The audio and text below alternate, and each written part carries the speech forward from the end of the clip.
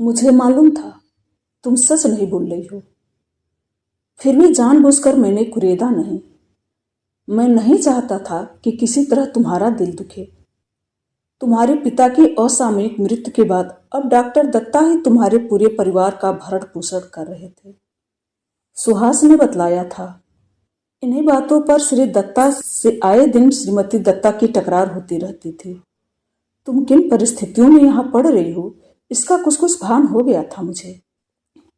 तुम्हें मेरे पढ़ाने में कोई कठिनाई तो नहीं? जी नहीं, अब सब ठीक चल रहा है। थोड़ी देर में चुप रहा। कुछ सोचते हुए मैंने फिर कहा, अगर ठीक है तो फिर मैं न आऊं। मेरी अपनी भी पढ़ाई है, डिवीजन न बना पाया तो सारा करियर चौपट हो जाएगा। तुम्हें जैसे बिजली का तार छू गया था। नहीं नहीं, ऐसा न कहिए। आवेश में तुमने मेरा हाथ पकड़ लिया था। थोड़ी देर के लिए ही सही, एक बार आइए अवश्य। अपनी पढ़ाई भी जारी रखिए। पता नहीं अपनेपन के किस अधिकार से तुम यह सब कह गई थी नेहा। मेरे जीवन में इस तरह की अनुभूति का यह पहला और अंतिम अनुभव था। तुम्हें देखकर वासना नहीं, प्रेम नहीं, एक अलग ही तरह की अनुभूति होती थी। लगता था तुम इस धरती की नहीं हो, इस धरती के लिए नहीं हो। देर तक कमरे में फिर मौन रहा। बाहर झिंगुरों का सतत स्वर व्याप रहा था। पिछले महीने पिकनिक के लिए लड़िया काटा क्यों नहीं गई? तुम्हारा सारा स्कूल गया था। यूं ही जानने के लिए मैं पूछ रहा था। मन नहीं था। हमारे बीच फिर सन्नाटा घिर आया था। मेरे मन के किसी कोने में शंका जागी, शायद खर्च का प्रश्न हो। एक बात पूछूं नेहा? पूछिए। बुरा तो नहीं मानोगी? नहीं। तुम्हें यहाँ कोई कष्ट है? नहीं तो फिर तुम उदास क्यों रहती हो? कहाँ रहती हूँ? तुमने हंसने का प्रयास किया था, पर तुम्हारी ओढ़ी हुई हंसी साफ झलक रही थी। तुम फिर चुप हो गई थी।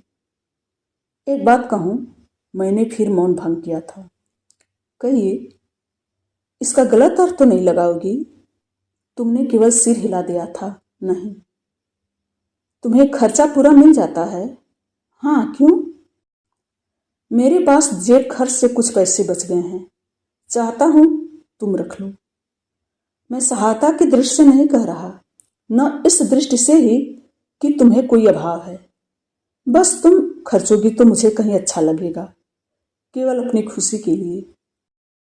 ट्यूशन के कुछ रुपए बचे थे। मैंने यूं ही जेब में हाथ डाला, बंद मुट्ठी तुम्हारी ओर बढ़ाई तो तुमने कोई एतराज नहीं किया। तुम्हारी कांपती हथेली में कागज के कुछ टुकड़े यूं भींचे रहे देर तक। मैंने देखा तुम्हारी मीची आंखों से खारे पानी की 2 बूंदें टपक रही हैं।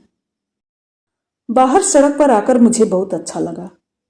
मैंने महीनों से जेब खर्च से बचाकर पूरी आस्तीन के स्वेटर के लिए कुछ रुपए सजोकर रखे थे।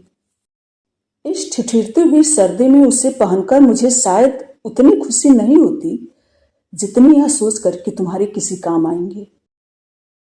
तुम्हारा पेन टूट गया था फर्श पर गिर पड़ने के कारण। मैं तुम्हें कुछ लिखा रहा था, परंतु वह था कि आगे बढ़ने का नाम ही नहीं लेता था। मैंने वह टूटा पेन चुपके से लेकर रख लिया था और बदले में अपना नया पेन तुम्हारी ओर बढ़ाया था। पता नहीं कितने वर्षों तक वह टूटा पेन मैं जतन से सहेजे रहा।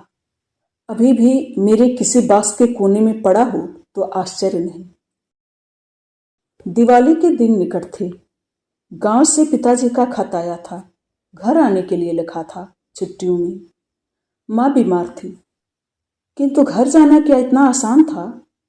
पैदल 60-70 मील का सफर, रास्ते का खर्च, अपनी पढ़ाई का हर्जा। छोटे छोटे भाई बहनों का पेट काटकर पिताजी मुझे खर्चा भेज रहे थे। अर्थाभाव के कारण माँ का इलाज नहीं करा पा रहे थे। कहीं माँ को कुछ हो गया तो सारा घर अनाथ हो जाएगा। इस कल्पना मात्र से मैं कांप कांप उठता। पिताजी तो जन्मजात सन्यासी थे, हर अर्थ में सतयुगी। पुरोहिताई की आकाशवृत्त भी अब चल न पा रही थी। अधिकतर घर में ही बैठी रहती। दिन रात गीता पाठ चलता। जदा जदा ही धर्मस्य। माँ को कभी कभी विष्णु सहस्र नाम सुनाने लगती तो दिन भर के काम से थकी माँ को कब नींद आ गई उन्हें पता ही न चलता। रात को 3 बजे से ही भजन शुरू हो जाते।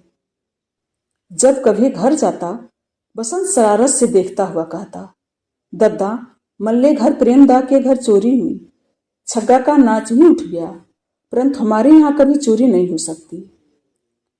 क्या कुछ भी नहीं बचा अब चुराने के लिए?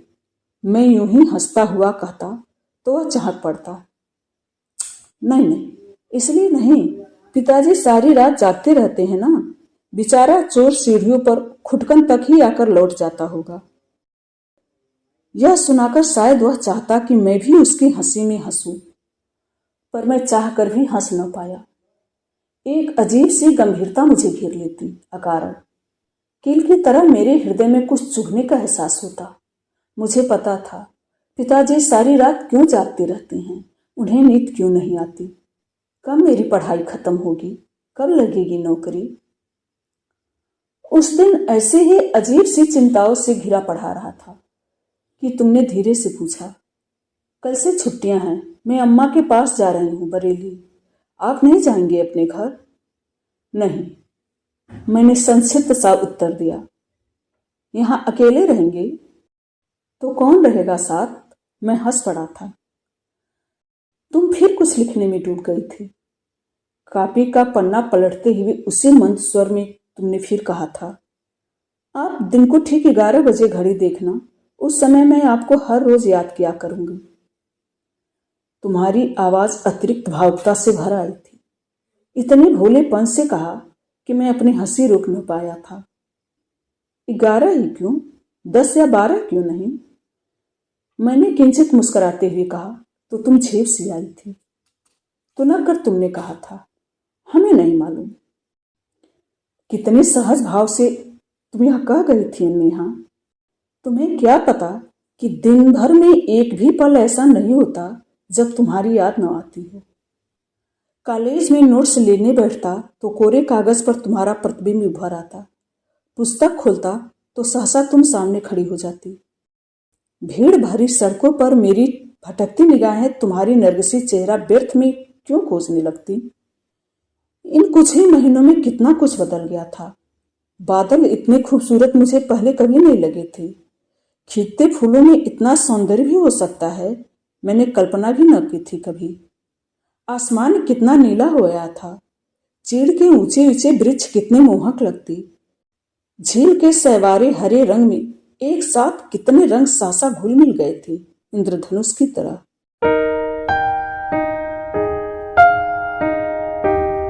इस उपन्यास का बाकी का हिस्सा अगले वीडियो में। आप प्लीज मेरे चैनल को लाइक करें, सब्सक्राइब करें। धन्यवाद।